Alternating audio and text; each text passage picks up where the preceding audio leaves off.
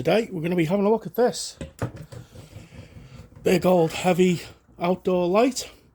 No idea what's inside of this. We're going to crack it open and see what's going on inside.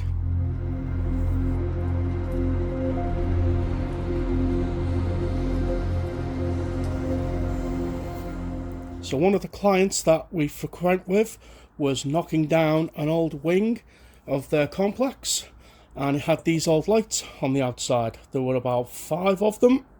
No idea what they run because the complex had been disused for a few years, and I showed an interest and they were like, yeah, no worries, if you want to grab one, grab one. And obviously I didn't have any tools with me at the time, and I thought, yeah, no worries, I'm back next week, I'll grab one next week. Got there the week after. Whole wing had been flattened. Most of it had been taken away as well, and I was a bit disheartened because I really wanted to salvage a couple because I quite like the look of them. Plus they are very substantial. Cast aluminium with a glass diffuser. Don't see glass diffusers very often. They're usually always plastic, and the good thing about glass, it doesn't discolour, it doesn't go yellow. But as chance would have it, this one survived the demolition. No idea how.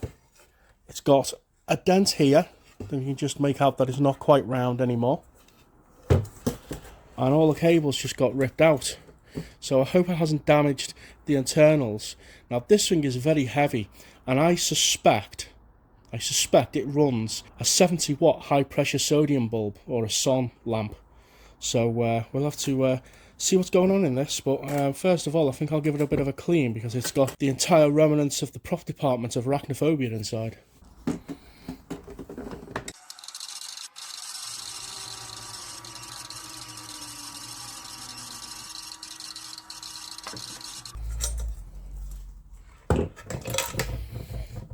That's a bit better. Right, let's crack it open. I'm going to suspect maybe H5. Yep.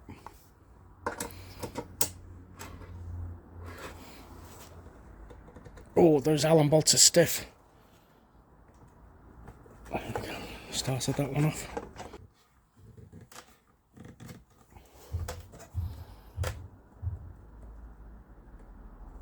Oh, that's very stiff.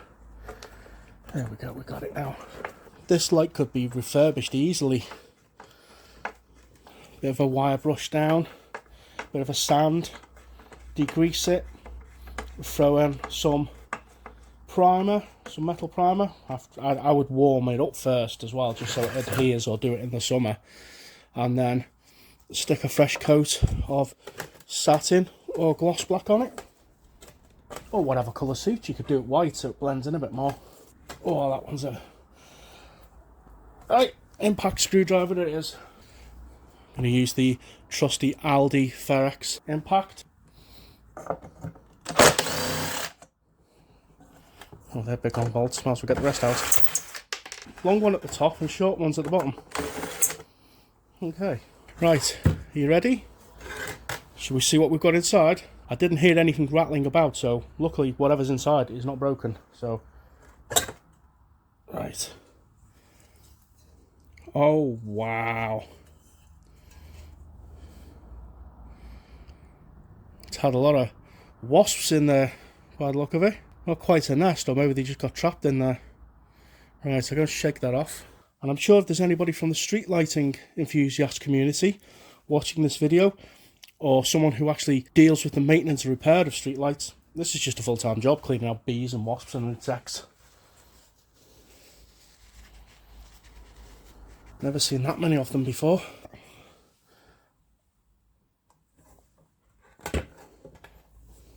That doesn't want to move. Does it screw in? It does. It screws in. Wow.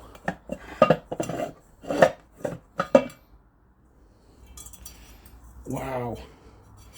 Look at that. Looks like a giant ceiling fan shade.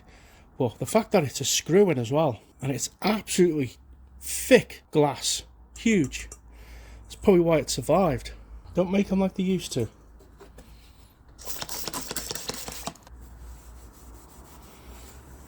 Clean that up a little bit. So it's interesting that it's got a screw mechanism. Now, what have we got inside? screw-in bulb.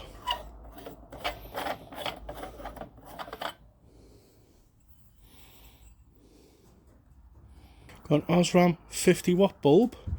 I'm assuming this is a high pressure sodium. I've only usually ever seen them as 70 watts. Oh, it might actually be.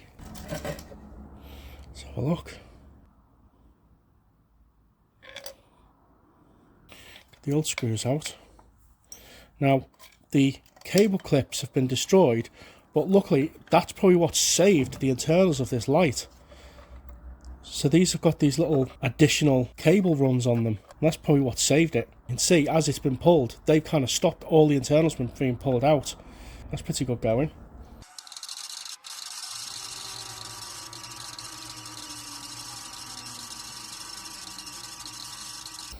So the earth was the worst one hit.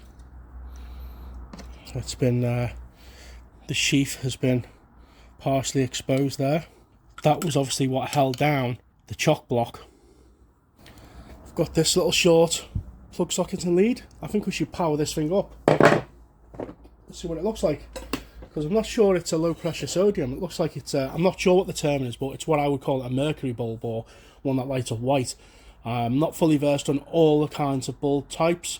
I'm just more of an enthusiast who likes the look of lights rather than the ins and outs and full details of them.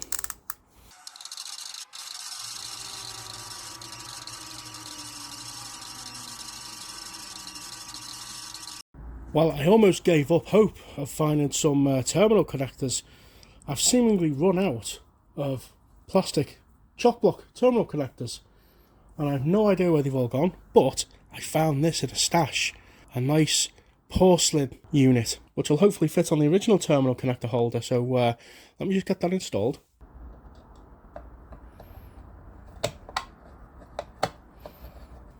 So managed to get these wired in. I had to turn the camera off because all you could see was this. So, but in the endeavour to get a ring crimp for the earth, I found chock blocks. Typical.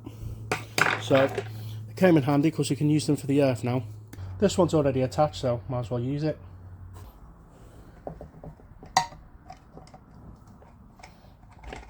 Okay, we're all wired up.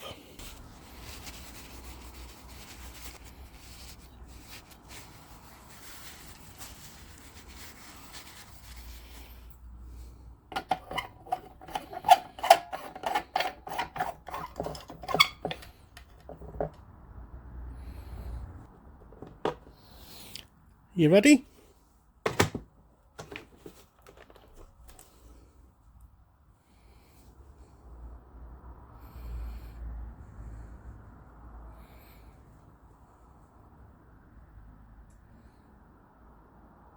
It initially lit with a pinky peach colour, and it's slowly glowing into a blue-white colour.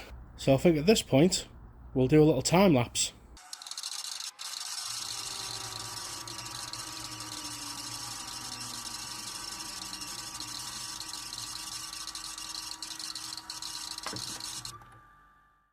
So there we go, we're at peak brightness now.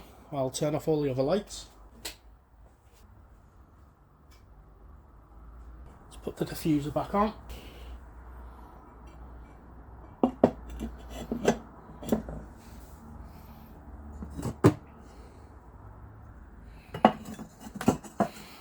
Going to switch over to Blackmagic camera to get rid of the flicker.